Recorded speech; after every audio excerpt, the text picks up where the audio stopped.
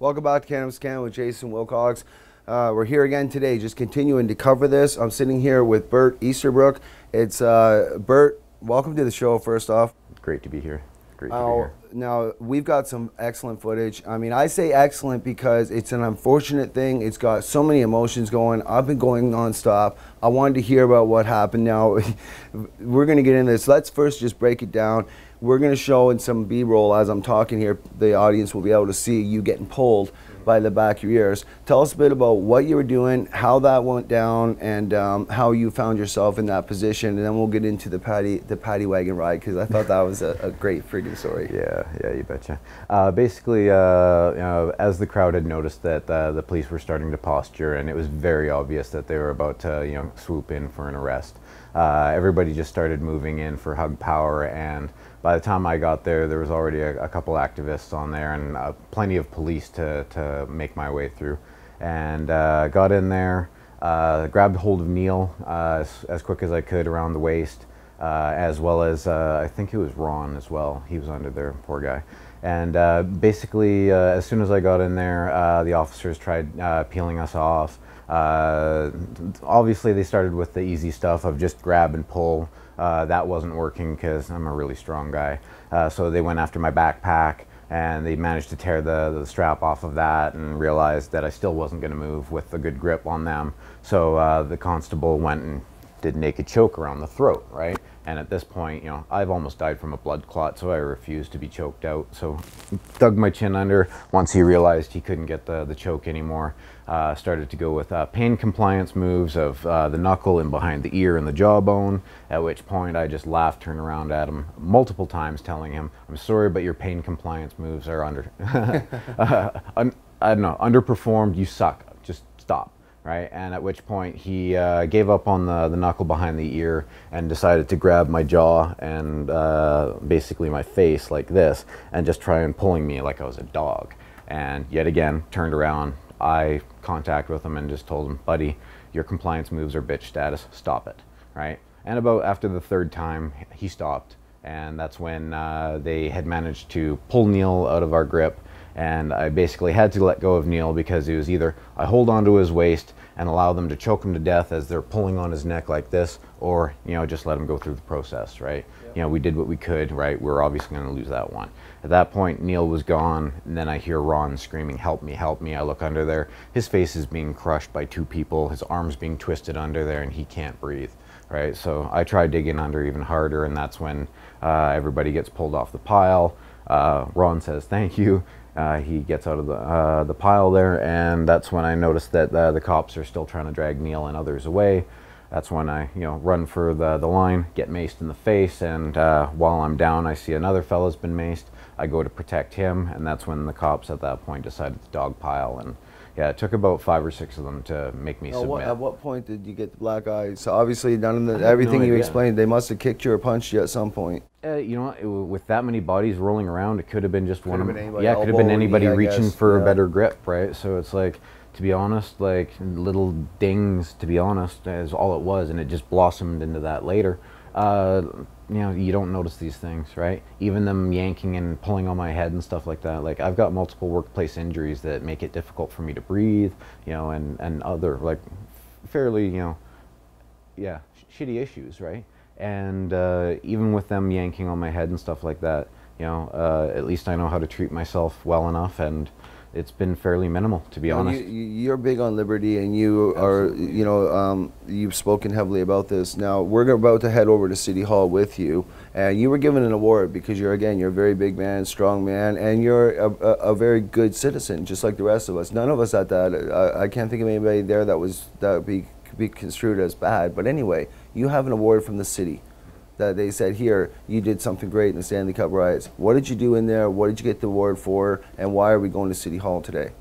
Basically, during the riot, I stood alongside the police in order to protect people's private property because, yeah, I understand in a riot people want to be angry and whatnot and rage against the machine, blah, blah, blah, right? But when you're going after a man's private vehicle, his work vehicle, and it's very obvious that the man has worked very hard just to even get where he's at, for someone to go after someone's business vehicle, I know how hard it is to make a dollar, so I wasn't going to tolerate that.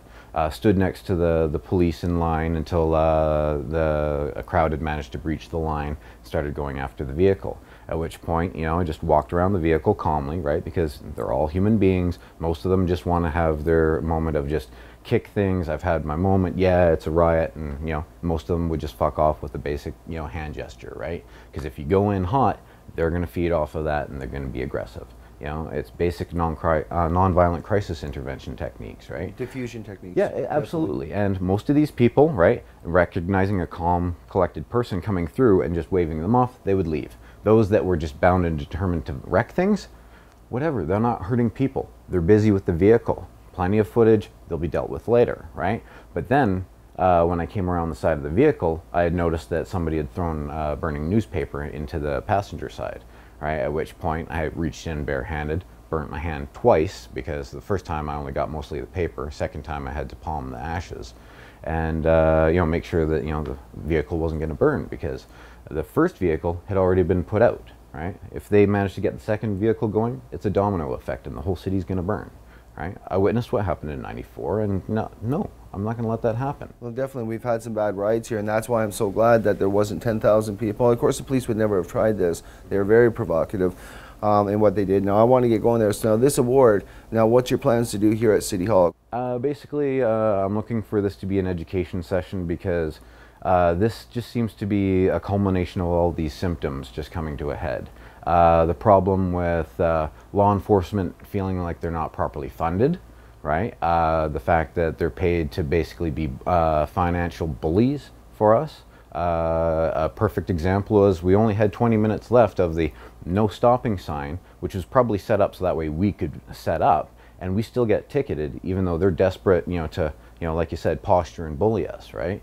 So if they're that desperate for money, it'd be nice if they educated themselves on the financial system and realized that we actually have it on the books through the Bank of Canada Act of 1934 to, have stable money, all these sort of things, and that would actually remedy a lot of the poverty issues that they have to see the symptoms of daily, right? So, I would like for them to educate themselves and understand the bigger picture, right? And that harm reduction has been huge in Vancouver as well, too, and cannabis has very much been at the base of that.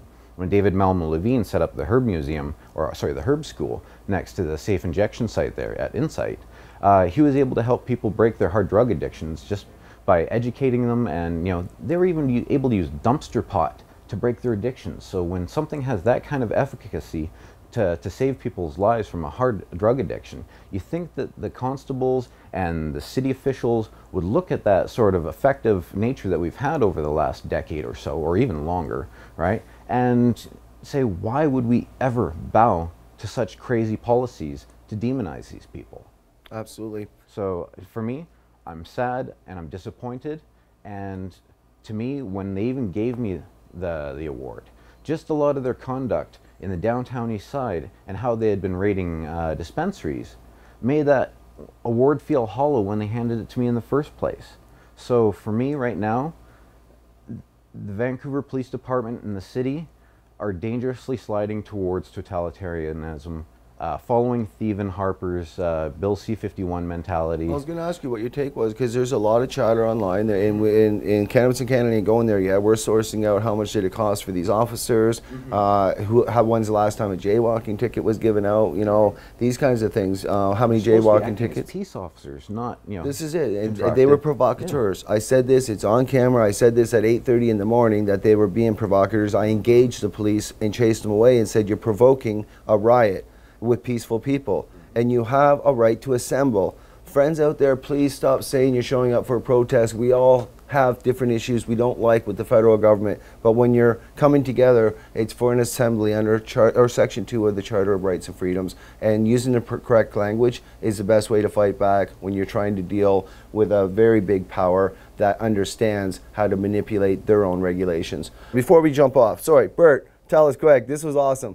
What'd you guys do in the paddy wagon, man? Oh, gotta love having a joint lit in the back of the paddy wagon, man. It's awesome. Yeah, I gotta love that they were able to blow it through the little crack into my little stall there, and yeah, the smoke all over my eyes actually helped with all the hot sauce they sprayed in my face. So. Yeah, you got mace too, so Yeah. right on. Hats off to our hardcore downtown city, Vancouver friggin' activists. I love BC. I love this culture. I love our Canada family, and we're willing to take a hit for the team, but understand this.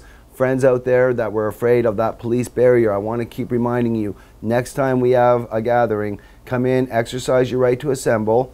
Okay, there's nothing wrong with that. Walk through that police line. They're not going to search you. It's a deterrent. The camera's there to deter you, to make you turn around and leave. So we don't show our power of unity and voice. 420 was a good example of our unity, and we're going to continue. Thanks to people like Bert. I appreciate it, brother. Let's see you at City Hall. Do your thing. Hell yeah. Be strong and free, man. You are not a slave. Remember, take a joint in the paddy wagon with you if you go. Right on, brother. Thank you. Hide it well. Awesome. Thank you. On that note, this is Jason Wilcox checking out for now. We're going to catch you more at City Hall. See you then.